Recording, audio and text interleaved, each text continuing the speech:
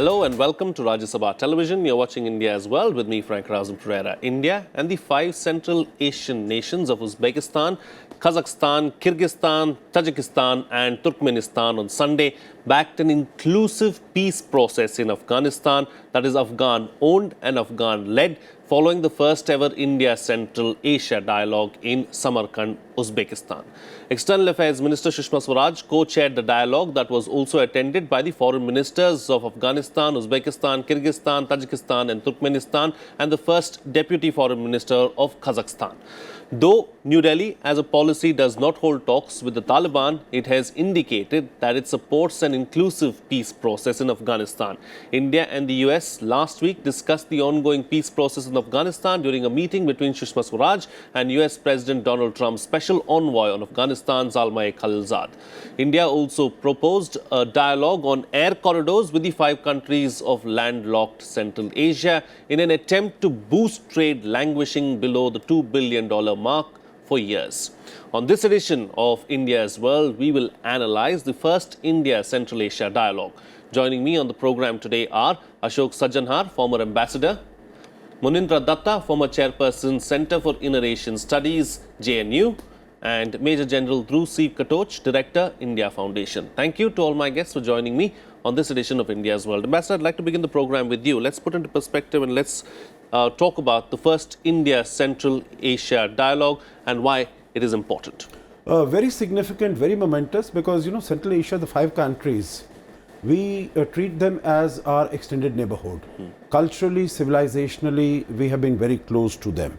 But because of the lack of connectivity between India and these 5 countries, because Pakistan now does not permit its territory to be used for us to reach out to these countries and also to Afghanistan. Our level of engagement, level of partnership and cooperation has been considerably suboptimal, has been considerably below par. As you mentioned yourself, even our trading linkages, trading relations are below $2 billion per annum. So this is, I think, a very significant, a very momentous development. And this is, I would also say, maybe a climaxing, in a manner of speaking, in terms of all the initiatives that this government has taken over the last 4 or 5 years. And I may mention, that we do not share common borders, either maritime or land borders, with these countries. But there are other countries also who do not have borders, for instance, like Japan. And Japan has been having a bilateral dialogue of this nature, Japan plus the 5 countries, since 2004. So I remember when I used to be in Kazakhstan in 2007, 2008, I had also very strongly recommended that India also needs to go down this path. And what really gladdens me today is that the first dialogue, India-Central Asia dialogue, has taken place not only with the foreign ministers of these 5 Central Asian countries, but also with the foreign minister of Afghanistan, because Afghanistan has really emerged as a very important security, stability, prosperity in Afghanistan has become extremely important, and we've been seeing that of late. You mentioned also the meeting between EM Sushma Swaraj and Zalmay Khalilzad, and also the latest Moscow format, under which for the first time we had representatives of Taliban, but India was also represented in a non-official way through our 2 former diplomats. So India has always maintained that we should have an Afghan-owned, Afghan-controlled peace process, inclusive peace process. But we have always also maintained that Taliban cannot be a part of that because it is not possible to sort of, distinguish between good Taliban and bad Taliban. Right. So I'm very happy that Afghanistan is also there. The potential for our cooperation with these countries is huge, and I'm sure this will be the first step to take our relationship to a much higher level. Absolutely. Professor, is this a region that has been traditionally neglected, and is this a reason that we need to focus on going forward? Well, I just want to bring a few things from my own experience in Afghanistan, Tajikistan, Kazakhstan, generally in Central Asian region. Now, if you see India's visibility there, I mean, among the people, I'm not talking about G to G, but among the people, it's really vibrant. And you can see, I happened to be there in Tajikistan when our Prime Minister Narendra Modi ji was there in Tajikistan. And you should have seen the euphoria among the people. So we already have an advantage in Central Asian region, whether it is Afghanistan, whether it is Tajikistan, Kazakhstan, or any other region in Central Asia. I think that advantage is already there. We have won the hearts of the people. So we are late in starting this dialogue, but better late than never. And as Ambassador Sajjanhar said, that, you know, we have really, the main problem is the connectivity. But now with Chabahar, of course, it takes time. With Chabahar, we have an opening where we can link up, and there is a railway linkage developing from Mazar-e-Sharif to Herat, and then ultimately to Kabul. This would connect India to Afghanistan, to Central Asia, to Russia, to Europe, and ultimately to the North-South transport corridor.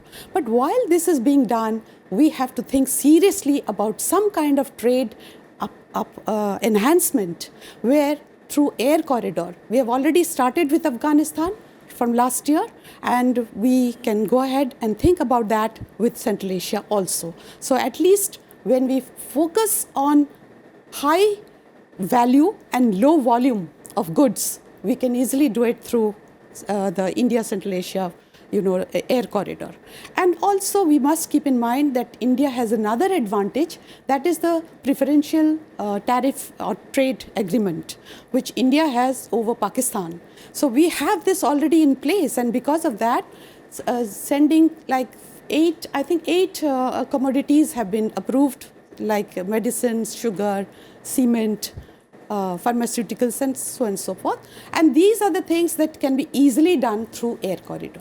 So Right. I think we should focus on the air corridor, meanwhile, you know, trying to think about the connectivity, which ultimately would come to a conclusion. But I think Chabahar is a good initiative, and we have to focus on that, and things have to be speeded up. Absolutely. Right. You know, General, of what strategic importance is Central Asia to India? Oh, I think this is one of the most important regions as far as we are concerned. As Ambassador Sajjanhar said, you know, this is our extended neighborhood. And the important thing for India is whatever happens in Central Asia has an impact on us. You see, Central Asia impacts Central Asia and Afghanistan, the situation there. So if there is a secure and peaceful environment, then I think the entire region is at peace. But if Afghanistan remains volatile and that volatility spills on to the Central Asian republics, then we find that this specter of terrorism, it starts spreading outwards. And that is a source of concern for Russia in the north, for China on the north and the east, and for India, which is towards the east again. Now, this volatility will actually keep getting wider and wider if this region remains volatile. So I think getting peace here is absolutely vital.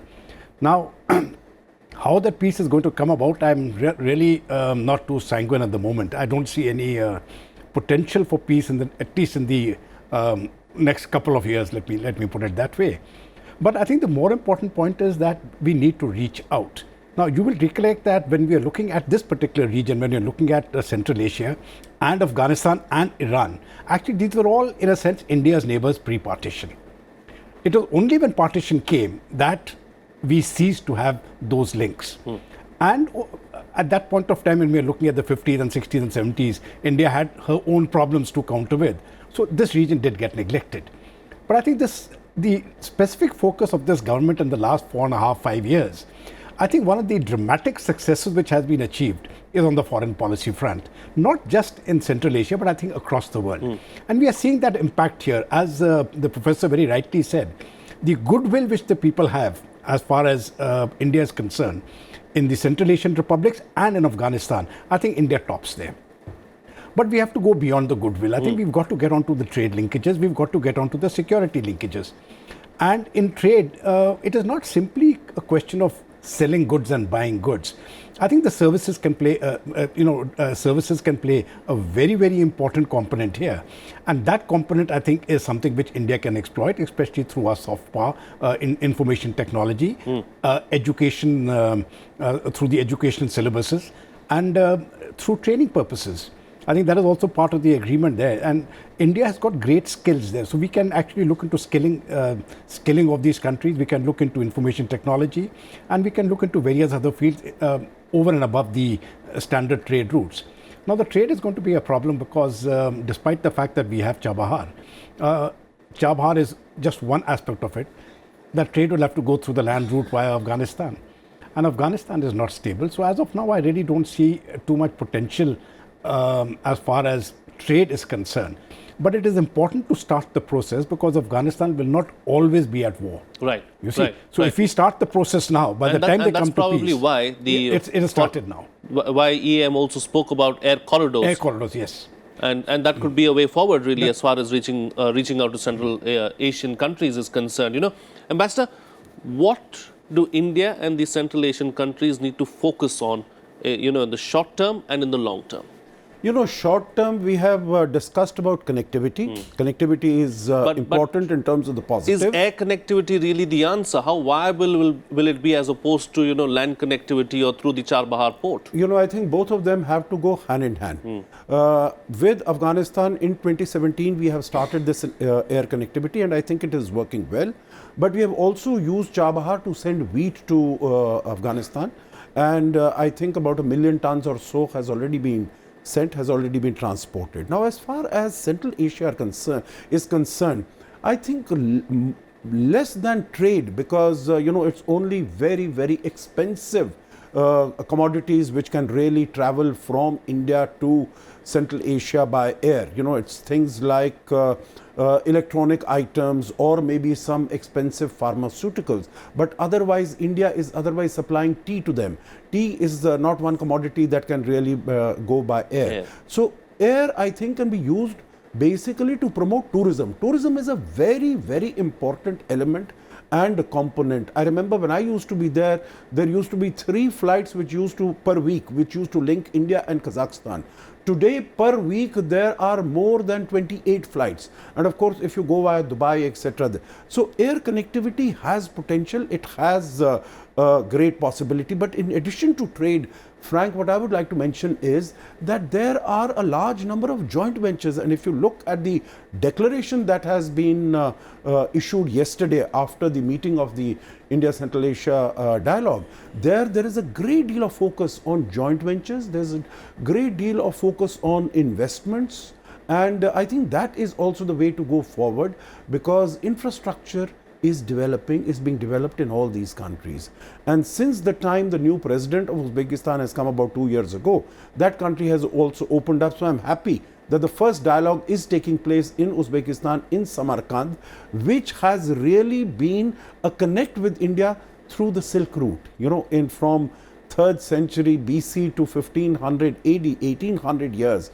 Caravans used to go, and Samarkand was a very, very important place. So I think that also underlines and emphasizes our age-old historical and civilizational links with that. But trade has a great possibility, whether it is in the area of services, as General Dhruv Katoch has said, or it is in the area of goods. And we have to really take on board whatever is available. Because coming from there, all these countries are very rich in energy. Right. Uranium we have been buying from Kazakhstan. We have been also looking at it from Uzbekistan. Gas, Turkmenistan is the 4th largest reserves. Also, another important point on trade, Frank, would be that India is negotiating a free trade agreement with the Eurasian Union, Economic Union, which has come into place 2 years ago. And our negotiations started last year in 2018. Hopefully they should be completed, and then we would be able to have a free trade agreement with Kazakhstan, with Russia, which is, and also with Kyrgyzstan, which is part of this EEU. So I think the potential is there, and G2G sets the environment. It is the enabling provision. And then after that, we really have to encourage our private sector and our business to go there and take it forward. Right. Professor, what is it that these Central Asian countries expect out of India? Well, I would really focus on Bollywood because that is very famous there in Central Asia. And I remember my last visit in 2015 when I was asked whether Mithun Chakravarti and people like Raj Kapoor, have I seen them? They want to know more about them. But why can't Indian Bollywood films go and shoot in Central Asia? That is a very golden opportunity for us. Ambience is perfect. People are helpful and kind, and they're very, very enthusiastic about our Bollywood. One is this, but I think also they would expect, if you remember the last visit of our president to Tajikistan, the agreement, several bilateral issues that had been signed, one of them was developing the solar energy. Solar energy is something which has been developed also by one organization I know here in Ajmer called Barefoot College, who have trained Afghan ladies to become solar engineers, although they are illiterate. And that kind of thing, we have committed, the agreement has been that for Tajikistan, there are 7 villages that where solar energy will be assisted by India to be developed. So if we can develop something like that, that kind of trade is also important for us. And if you see in Afghanistan, $1 million projects, they are like boosters. There are so many $1 million projects where you're giving power, you're giving water supply, you are doing deep well, 2 wells, and all these things can be started in Central Asia as well. So this is very important, especially keeping Tajikistan and Kyrgyzstan, the water resources in mind. I think hydropower is another important aspect, and they definitely expect power is a problem in both these places. So this, I think, is India's main thing should be to focus while the connectivity is being developed. We cannot sit idle and wait for the connectivity to develop, but immediately get boosted and started off with several other $1 million projects which can be done, like they have done in Afghanistan. And India is really a hero in their eyes, where they have done for 6-7 villages. They started establishing one tube well which went bad once, and they had to ask the consular general there, who immediately brought an engineer from India and got it fixed and handed it over to them. And they are still remembering after so many years. When I went to Afghanistan also in 2015, they remembered that, and they wanted me to go back to the consular general and thank him, which is in my report also. And this is something that I think we can reach the people first, and then from there, the G2G, like Ambassador mentioned, can be the facilitator, so that we can really go ahead and find out what is exactly needed. But definitely 2 things is energy, hydropower, solar energy, and Bollywood. This can get started right off. Right. All right. General, what's holding the G2G process back, and how can we expedite it really? No, I think basically that fear is always there. How do we do it? Because ultimately, if you wish to do anything with any of the Central Asian republics, the aspect of connectivity comes in. And I think there has always been this, this pullback as far as the government is concerned, when we come down to the execution part of it, as to if we are going to do a project, how are we going to execute it? Now, I think the professor has given some very, very good points that, okay, we can carry on with a certain number of projects till such time as the connectivity is developed. And connectivity is not simply connectivity, as I had mentioned earlier. We are also looking at peace. So even if a road is, let us say there is a road and rail link which goes through Afghanistan, and the entire region is disturbed, and the Afghan Taliban is in a sense able to disrupt those activities, and there are other groups also beside the Afghan Taliban which are operating. So if those things are occurring, then that communication links again get disrupted. But having said that, I think it is still important to go ahead, and the initiative which has started now, I think this has to be carried forward. It is very close to us. I think it impinges directly on India's security, and which is why it is important for India actually to see that Chabahar is up and about and functional, which it is, and these road links get through. And I think here also India can and should play a role in achieving some sort of a rapprochement between Iran and the United States. Because here actually, despite the American differences of opinion or policies with respect to Iran, actually with the India-Iran linkages, there is a convergence as far as the US is also concerned, because that also supplies them an alternate route to Afghanistan without having to go through the Pakistani area. So India can play a very vital role there. I think, but over and above all these things which have been said, I think we need to also develop on the certain initiatives which have been taken by the Indian government within India in the last 4 to 5 years. One is in the banking sector, where practically every household is now has got a bank account. Now this may look very small. Okay, what is a bank account? But ask a person who doesn't have a bank account who has suddenly been empowered. When that lady has suddenly been empowered, it is something. Having that unique identity, the Aadhaar card, the banks, the Swachh Bharat, I think all these are massive schemes, are the way we conduct our elections.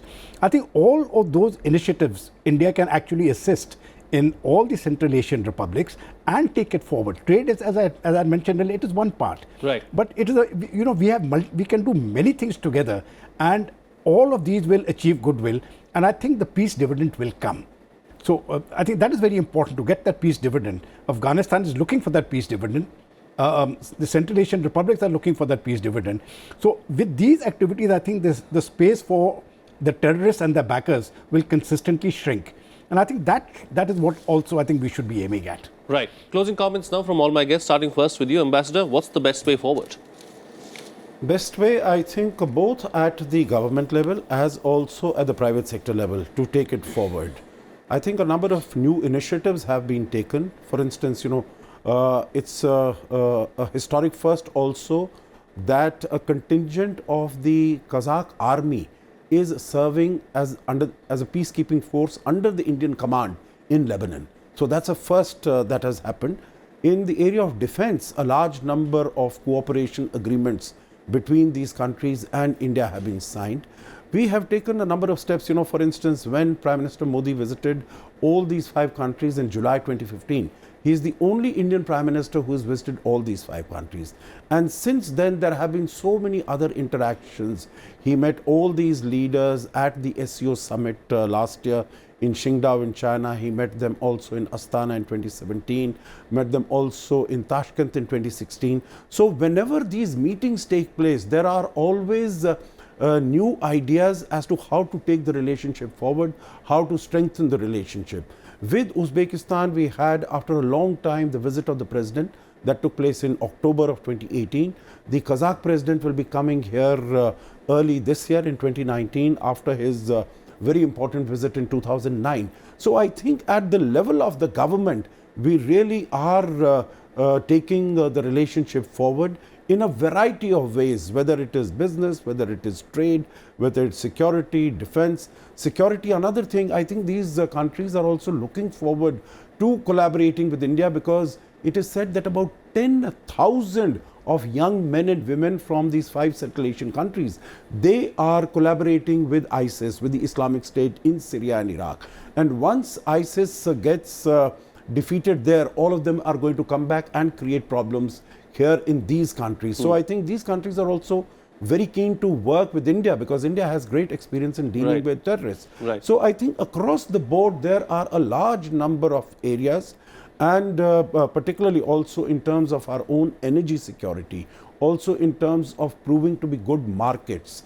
So I think across the board now we also need to incorporate the private sector. I think private sector is very, very important to make our presence felt in all these countries. Right. Professor, how can these Central Asian countries really help us in our efforts, as well as help us safeguard our interests in Afghanistan?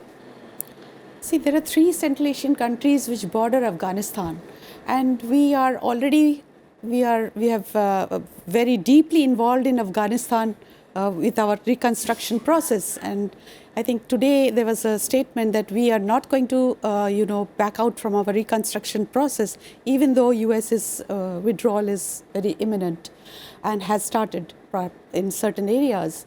So keeping that in view, I think Central Asia is extremely important for us, because one is Chabahar and one is these 3 Central Asian countries. We can enter into Afghanistan from those areas. And last time when I went to the region of Badakhshan, that part of Badakhshan which is in Tajikistan, and I saw the the Taliban, that is completely under security threat because there was no internet. Everything has been stopped. There's a place called Fatima Zoro, which is very close to China border. And I was told by the ambassador at that time of Tajikistan that it is infested by about 3,000 ISIS people. And I was asked not to go there, but I didn't know that before. But perhaps if I would have known, I may not have gone. But however, the people over there expect India really to come forward in the security dimensions of working there together. But besides that, I think Central Asia is got energy, gas, like Ambassador just mentioned about the uranium. We have a big market over there for our pharmaceuticals, and Central Asia definitely has a big market for the Bollywood ad as well as tourism. We have seen that tourism is a very, very, it contributes to a certain percentage of the GDP of their country, of the region. So therefore, tourism and 1 million boosters, Right. the small and medium entrepreneurs, these need to be, started off where again we have to depend on the private sector. Absolutely. And General, in all of this, we can't forget the role of Iran. I think I've always maintained that this India-Iranian friendship is actually one of the most important interventions which can bring peace to the region. And the role of Iran as far as peace in Afghanistan is concerned is vital. As of now, of course, sometimes they're also interfering there because they want to get the Americans out. But I think these are simply tactical games which they are playing. For India to continue with good relations with Iran, as it is, we've got very friendly relations. I think that is vital because this is something which can actually bring out stability in Afghanistan over the long term. And with this connectivity, once this connectivity keeps going on this line, I think it'll bring some element of stability also into the Central Asian republics.